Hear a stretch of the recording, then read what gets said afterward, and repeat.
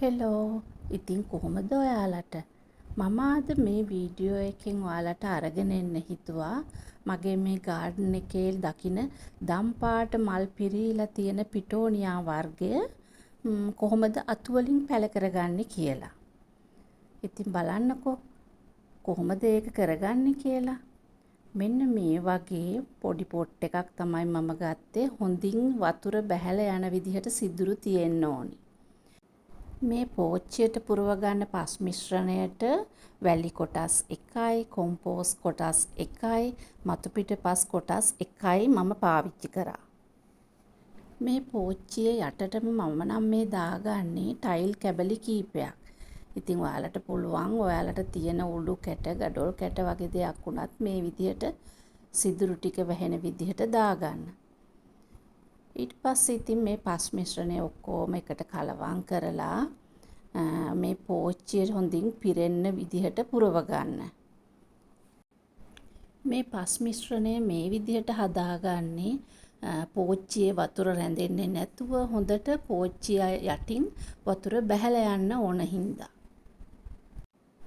පිටෝනියා කියන්නේ හරීම සියුම් අතු තියෙන පුංචි ශාකයක්. ඉතින් ඒකේ අතු පැල කරගනිද්දී අපි හරීම පරිස්සමට කරගන්නත් ඕනි. ඉතින් බලන්නකෝ මේ පෝච්චිය මෙන්න මේ වගේ පස් වලින් පුරවගෙන ඊට පස්සේ මේක හොඳට තෙත් වෙන්න වතුර දාන්න. මේ වගේ පෝච්චියට ලං කරලා තමයි වතුර දාන්න ඕන. මේ වගේ පිටෝනියා අතු කැබලි කීපයක් ගහෙන් වෙන් කරගෙන අතුවල පහළ පසට යට වෙන කොටසේ තියෙන කොළ ඔක්කොම අයින් කරගන්න. අතුවල උඩ කොළ කීපයක් මේ වගේ ඉතුරු කරගන්න. දැන් මේ ඔයාලට පේන විදිහට මේ පෝච්චියේ පුංචි සිදුරු වගේ හදලා ඒ සිදුරු වලට මේ අතු දාලා පොඩ්ඩක් ඇඟිලි වලින් තද කරගන්න. ඉතින් මේ ඔයාලා ගන්න පෝච්චියේ ඉඩ තියෙන හැටියට ඔයාලා කැමති අතු ප්‍රමාණයක් මේකේ හිටව ගන්න පුළුවන්. මෙහෙම හිටව ගත්තට පස්සේ ආයෙම සැරයක් ඔයාලා මේකට වතුර දාන්න ඕන. වතුර දාද්දී ඉතින් හරිම පරිස්සම් වෙන්න ඕන. මොකද මේ අතු කෑලි එහෙට මෙහෙට යන්නේ නැති වෙන්න බොහෝම පරිස්සමට පස් මිශ්‍රණයට විතරක් වතුර දාගන්න. මොකද මේ අතු කැබලි හරීම සියුම්. ඉතින් ඒක නිසා අතු කෑලි හෙලවෙන්නේ නැති වෙන්න බොහෝම පරිස්සමට වතුර දාගන්න ඕනේ.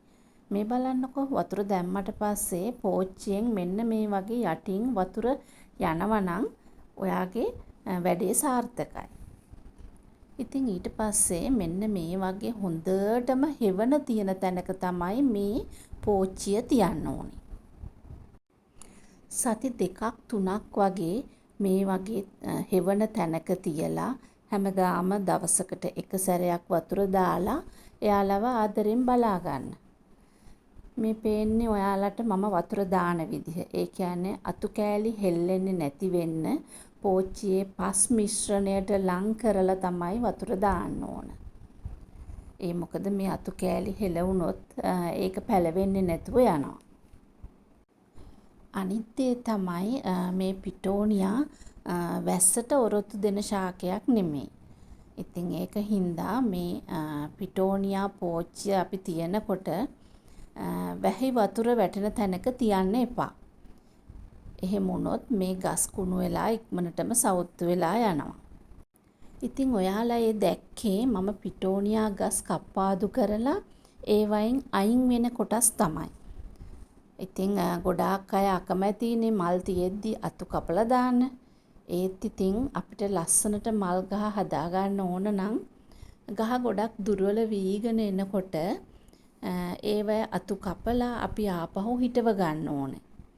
එහෙම නැත්නම් අපිට ලස්සනට පැල හදා ගන්න බැරුව යනවා. මේ ඔයාලා දකින්නේ මම ඒ හිටවගත්ත පිටෝනියා වලට වතුර දාන විදිහ. ඉතින් ගොඩාක් පෝච්චිය ළඟට ලං කරලා පස් මිශ්‍රණයට වතුර දාගන්න. එතකොට අතු කෑලි හෙලවෙන්නේ නැතුව ඒව හොඳට පැලවෙනවා. ඉතින් මේ ඔයාලා දකින්නේ දැන් මම ඒ වගේ හිටව ගත්ත අතු කැබලි ටිකක් පැලවෙලා දැන් ඒකේ මල් පිපෙන්න පටන් අරන් තියෙනවා. ඉතින් මේ වගේ මල් පිපෙන්න නම් මම දාන්නේ කෙසෙල්ලලි හීනියට කපලා මේ පෝච්චි වලට දාන එක තමයි මම නම් කරන්නේ. ඉතින් ඔයාලා ඒ ක්‍රමයේ අත්හදා බලන්න. එහෙනම් ඉතින් මම අදට ගිහිල්ලා එන්නම්. ඔයාලා හැමෝටම සුබ දවසක්.